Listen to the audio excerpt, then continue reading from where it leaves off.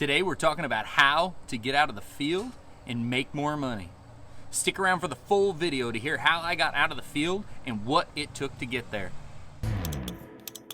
I'm a wanted man. I got blood on my hands. Do you understand? I'm a wanted man. I'm a wanted man. All right, guys, we're about to get into this. Like, subscribe, and hit the bell. Getting out of the field. Hey, new background. Grilling dinner over here. Trying to do all this stuff at once. We're rocking and rolling. I wanted to make sure I pumped out some quality today.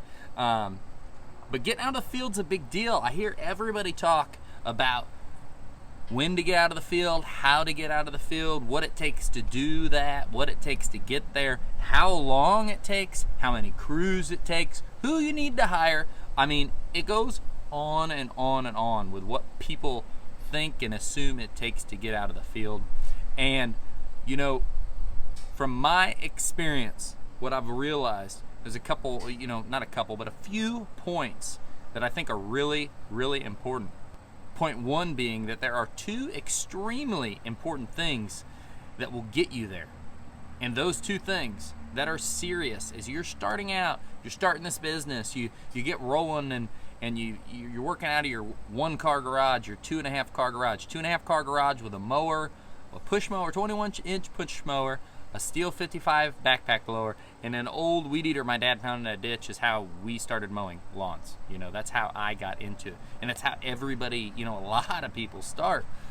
So the two important things that take them from there into being out of the field, really getting serious with it, are these two things. And that is marketing and sales. It's huge. That's why you see, I have people that knock that I spend so much money going to like motivational and sales training from Grant Cardone and this and that. And, it's that's why we try to learn so much about sales and marketing and try to be a leader in those areas, because that is what drives the business. Without making sales, without increasing your volume of sales that you make and increasing your revenue, there is no money to pay employees. This allows you to build a team and start hiring the right people. You can't do that without sales. If you're running around just trying to figure out how to get the work done, just run around trying to figure out how to do these things, you can't build a team. You cannot grow. Sales feed the machine and allow you to expand to the point where you can be out of the field. There's no truer words than that this is the first part of this. You need to figure out marketing. You need to have a website. You need to have paper marketing. You need to have door hangers. You need to have mailers. You need to have social media on point. You need so many things on point that you need to work on and figure out. And you're not going to have a ton of money at first to do this. But you need to, a lot of times, invest to the point of it doesn't even seem like it seems like it's too much. But that marketing, having faith in you're doing the right things, marketing will get you there, will make your business expand. So after you do those two things and you learn, you figure out how to get this all marketed, you figure out how to get it to people, you figure out how to do all these things, then you're going to step into point two of this. You're going to bring someone in. You're already hiring people. You've hired guys out in the field. You are running those guys out in the field. You're out with them on a truck, and your sales are increasing. It's doing this. It should be doing that. It should be doing that without even borrowing money. It should be doing that. You should be able to cash flow it all if it's done right. You should be able to fly upwards, especially at the beginning. And after that happens, at a certain point that's determined right by you, because the industry, there's people out there that say what this point is, I think it's bogus. The earlier you do it, the earlier you make it happen, the earlier you change this and you hire this person, the earlier your business can actually blow up. And that is to bring someone into the office and to allow you to do all these building and marketing and sales things and selling jobs even faster. And I can't tell you how much I was scared about this. I was scared about hiring someone in the office. I'll tell you our point. Right around the time where we were hitting like 250,000 in sales is when I said, I can't do all this. And I'm always to the point in the business that it's like, how do I get done with what I've got to do? between all the different things that I want to take on, the YouTube channel, the business, the real estate investing that I want to get more and deeper into, the adding on new services. How can I do it all? And those things take help. Those take assistance. They take a team. So I was scared to do this with this person at this point because I didn't think I had the money. I didn't think I had the money for the second office person or the third office person or the fourth office person. I never thought I had the money. I was scared. It was not enough money. I didn't have enough time to train them. I didn't have enough skill. Like, I didn't deserve to have this type of business. And really, that's the next point that made the huge change. When we got Zoe in the office, she is a rock star. It changed the way our business worked. It changed what we could do. It allowed us to do even more. Guys, if you're listening to this and you're thinking, man, I want out of the field. If you want to get out of the field, leave a comment below. If you don't do anything else while you watch this video, leave a comment below. I'm out. Okay, so point 3 of this is start transitioning into making everything as repeatable as possible. You hear people talk about systems. You hear people talk about procedures, standard operating procedures, and that's exactly it. You want to make the hard to repeat parts easy. So is that estimating? Is that a service? Is that a procedure? What is that in your business? You want to make the hard parts easy to repeat.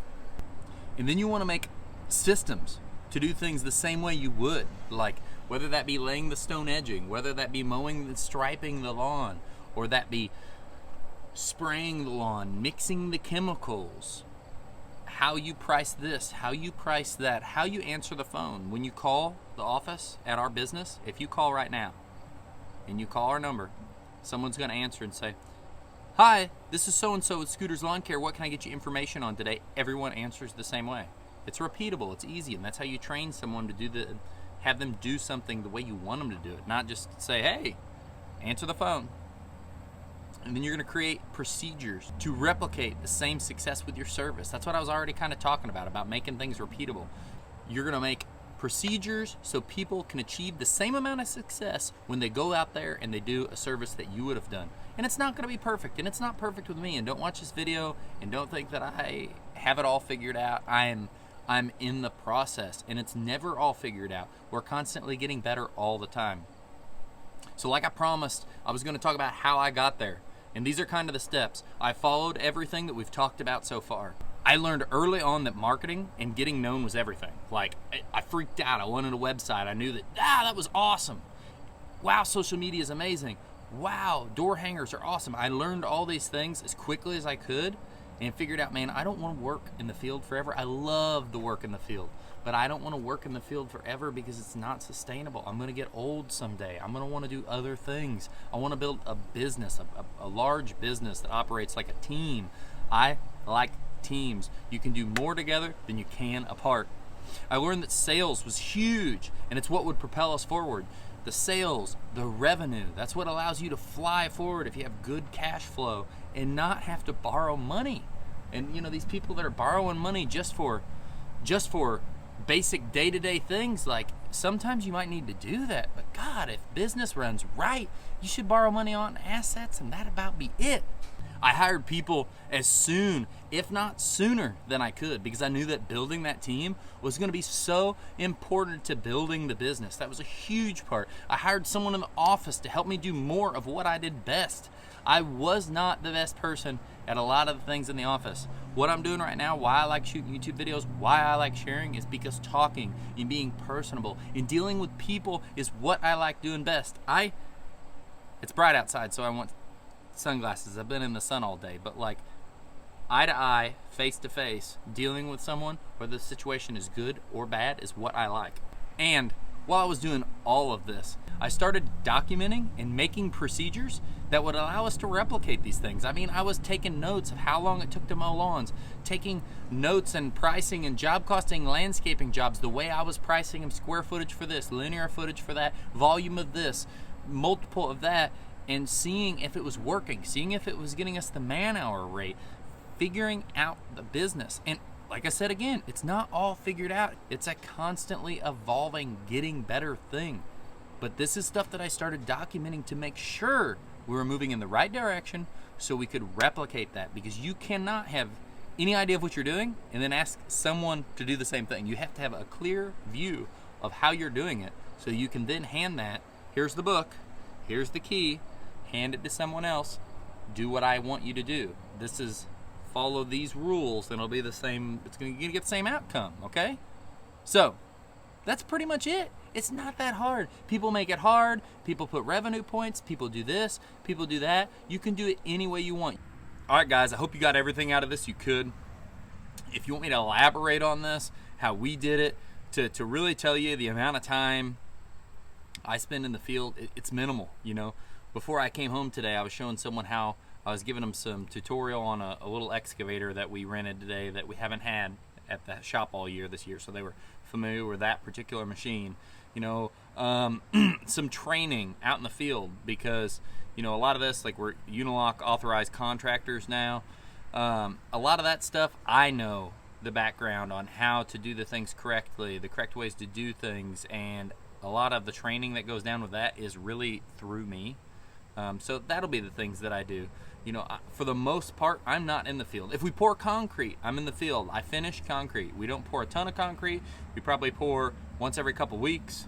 And that just keeps going up and up and up. And Cody's to the point now where, you know, if it wasn't insanely huge, he could pour it himself with a couple other helpers. So that's the amount I'm in the field now, and my role just keeps expanding and expanding, and I'm looking at bigger and bigger topics. I'm fixing bigger problems, which means I'm earning more, the company's earning more, and everything is going in the right direction.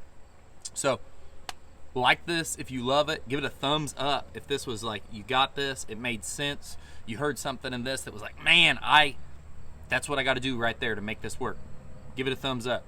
If you watch this and you truly thought that this brought you zero value, smash it. Thumbs down. Let me know. This is all about bringing value. If it's good, if it's bad, I want to know. Subscribe if you enjoyed this, because there is so much more to come. Share with someone you know that this could be beneficial to.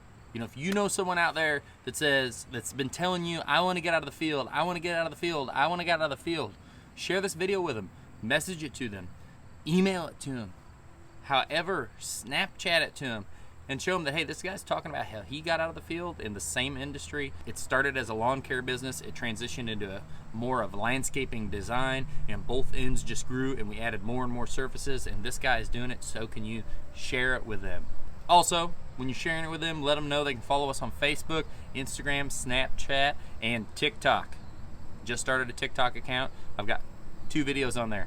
Not a whole lot to see, but I'm playing around with it. I'm gonna start pushing that a little bit more. Snapchat, I kind of show what's going on day to day a little bit here and there. Instagram, I post daily of something going on in my life. So it may be business, it may be one of my wild child boys or my new baby girl that just got born last week. It's gonna be one of those things.